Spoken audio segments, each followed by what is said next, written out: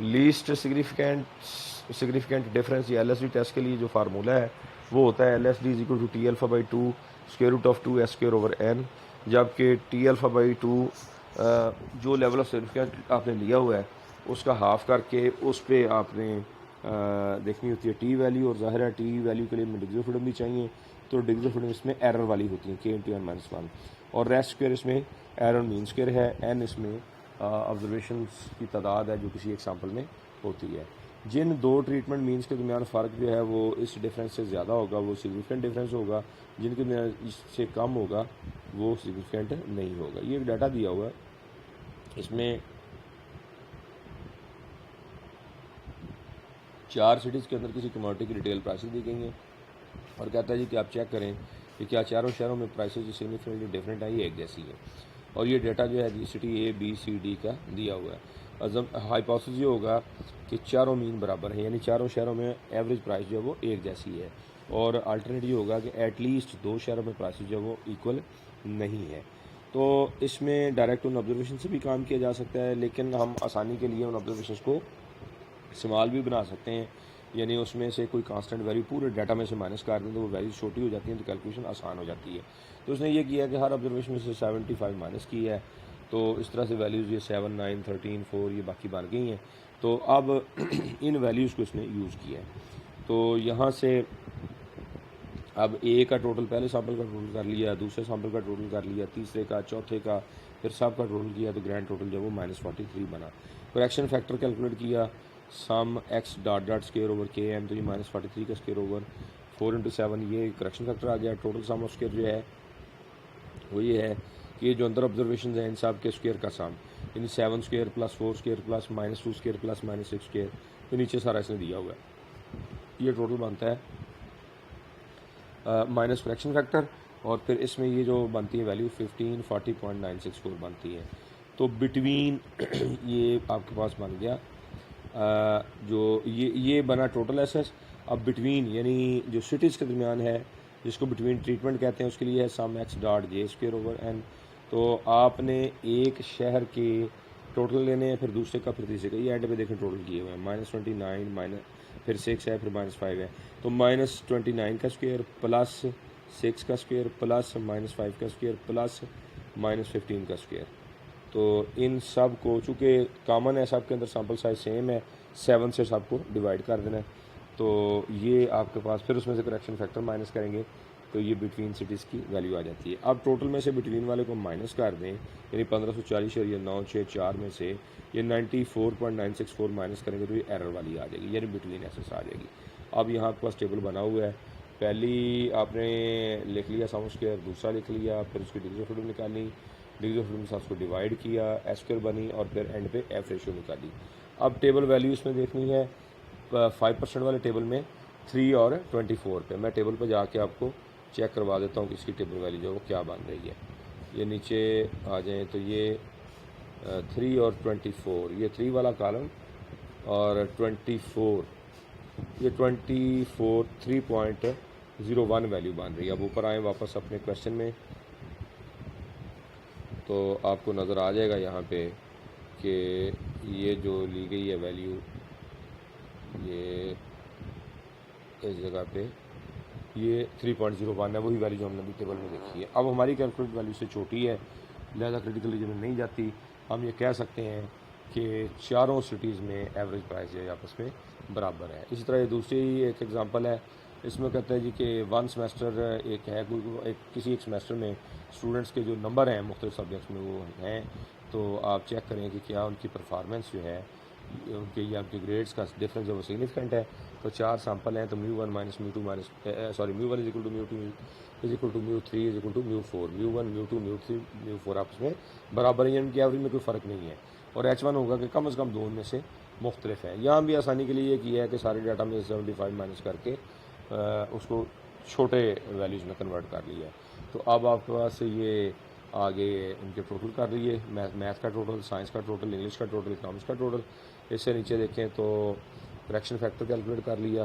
Correction factor के लिए क्या करना है कि आपने ग्रैंड टोटल का स्क्वायर लेना है, ग्रैंड टोटल उसका 61 बनता है और उसका स्क्वायर लिया।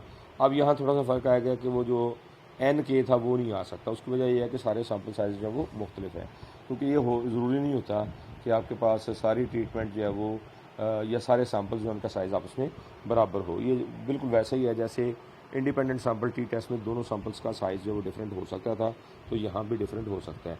तो यहाँ फिर आप total sample sum of all sample size से डिवाइड करेंगे। तो आप डिवाइड करेंगे इसको N1 plus N2 plus N3 plus N4 से, जो कि 4 प्लस 3 प्लस 5 प्लस 4 है। तो ये 232.5625 बन जाता है। अब टोटल सम ऑफ स्क्वायर निकालने हैं तो फिर -3 का स्क्वायर प्लस 5 का स्क्वायर प्लस 8 का स्क्वायर प्लस 0 का स्क्वायर, ये आगे से थोड़ा सा इंडिकेट कर दिया, और माइनस करेक्शन फैक्टर, तो ये आपके पास 564.4375 जवाब आ जाता है। फिर बिटवीन सब्जेक्ट का निकालना, तब यहाँ आपको और फर्क नज़र आएगा। Sum x dot j square over n j, पहले हमने सब को इकट्ठा 7 पे डिवाइड किया था, तो यहाँ हर एक जो सब्जेक्ट है उसके टोटल का स्क्वायर लेके उसको उसकी ऑब्जर्वेशन की तादाद से साथ डिवाइड करेंगे। तो इस तरीके से 10 square by 4 plus 7 square by 3 plus 52 square by 5 plus -8 square by 4, तो बहरहाल इसमें से करेक्शन फैक्टर माइनस करके जवाब आता है वो 365 है। और फिर टोटल में से बिटवीन सब्जेक्ट को माइनस करें तो एरर वाला या जो विद इन सब्जेक्ट का जवाब आ जाता है। यहाँ उसी तरह से अब आपके पास अनोवा टेबल बन गया। अनोवा टेबल में जो एफ रेशो बन रही है वो 7.35 है। अब टेबल वैल्यू देखी गई है तो वो 1% पे भी और 5% पे भी, दोनों सूरतों में वैल्यू जो छोटी हैं, हमारी वैल्यू जो है वो क्रिटिकल वैल्यू से बढ़ रही है। तो इसका मतलब है कि हम ये कह सकते हैं कि इनकी स्टूडेंट्स की जो सब्जेक्ट वाइज परफॉर्मेंस एक जैसी नहीं है, तो उनमें फ़र्क है, ग्रेड्स मुख्तलिफ सब्जेक्ट्स में सिमिलर नहीं है।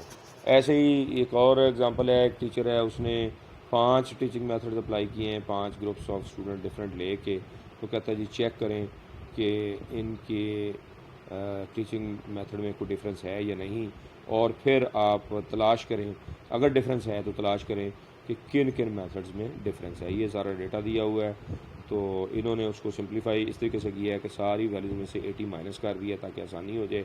फिर पहले मेथड का टोटल कर लिया, दूसरे का, तीसरे का, चौथे का, पाँचवें का, ग्रैंड टोटल 132 बन गया। आगे करेक्शन फैक्टर, अब सारा प्रोसीजर मैंने दोनों एग्जांपल में क्लियर कर दिया।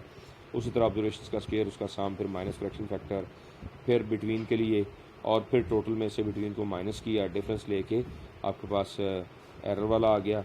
तो ये नीचे अनोवा टेबल आ गया। अनोवा टेबल से आप देख सकते हैं कि एफ़ की वैल्यू वो है 6.90 बनती है, और जो टेबल वैल्यू है वो 2.87 है। तो हमारी वैल्यू जो है वो बढ़ रही है टेबल वैल्यू से, इसका मतलब है कि वो फॉल करती है क्रिटिकल रीजन में, तो H0 रिजेक्ट हो जाता है। हम ये कह सकते हैं कि तमाम टीचिंग मेथड आपस में एक जैसे नहीं है, यानी इसमें H0 ये है कि सारे टीचिंग मेथड्स में कोई फ़र्क नहीं है, वो सिमिलर है। लेकिन यहाँ पे प्रूव क्या हो रहा है कि टीचिंग मेथड्स एक जैसे नहीं है। जब एक जैसे नहीं है तो फिर हमने लोकेट करना है कि कौन से टीचिंग मेथड्स एक जैसे हैं और कौन से एक जैसे नहीं हैं।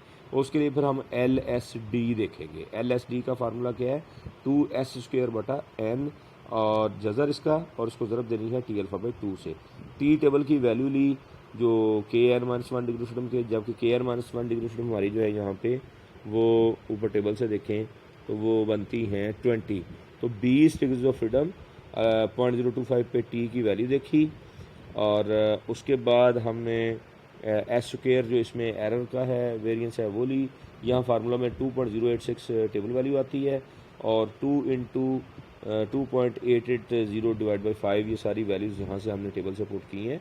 ये 2.880 जो है ये हमारी S² है जो कि एरर मीन स्क्वायर है, और n हमारा जो सैम्पल साइज़ है वो 5 है, और 2 फार्मूले का हिस्सा, तो LSD आता है 2.24। फिर डिटेक्ट करने का तरीका ये होता है कि आपने जो ट्रीटमेंट के मीन्स आए हैं उनको असेंडिंग ऑर्डर में अरेंज करना है, सबसे छोटी पहले, फिर उससे बड़ी, फिर उससे बड़ी, फिर उससे बड़ी, फिर उससे बड़ी। फिर इनका देखना है कहाँ कहाँ डिफरेंस LSD से छोटा है।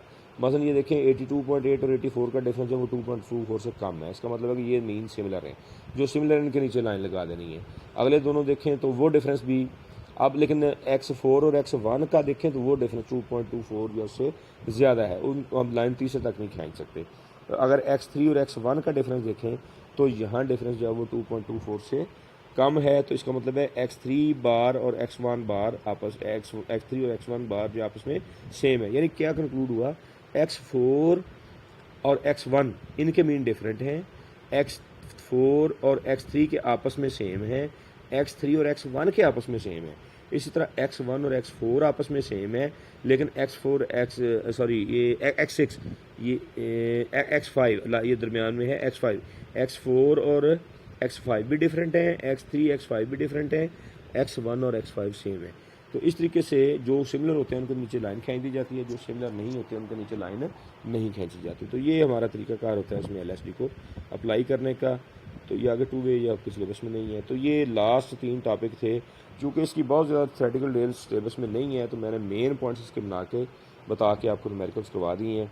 कल के पेपर के लिए आई थिंक ये जो अभी सुबह आपका पेपर होना है उसमें ये आपके लिए हेल्पफुल होंगे, और इंशाल्लाह फिर पेपर के बाद आपकी जो भी आउटपुट होगी आ जाएगी आप मेरे सामने। अब चूँकि ये पेपर ही MCQ बेस्ड है, इसलिए मैं ये नहीं बता सकता कि कहाँ से चीज़ ज़्यादा आएगी और कहाँ से पेपर जो वो कम आएगी। ऑनलाइन स्टूडेंट्स की बात कर रहा हूँ। जो फिज़िकल पेपर है उसमें तो हमें पता होता है कि कहाँ कहाँ से मुतवक्को हैं क्वेश्चन, लेकिन फ़िलहाल मैं उसको इसलिए डिस्कस नहीं कर रहा कि अभी जो स्टूडेंट्स टेका एग्ज़ाम ले रहे हैं, फ़ौरी तौर पे देने जा रहे हैं, वो ऑनलाइन वाले हैं। जो बाकी बचेंगे उनको मैं फिर अलग से गाइड करूँगा कि फ़िज़िकल पेपर में किस तरीके से क्वेश्चन आने की तवक्को होती है।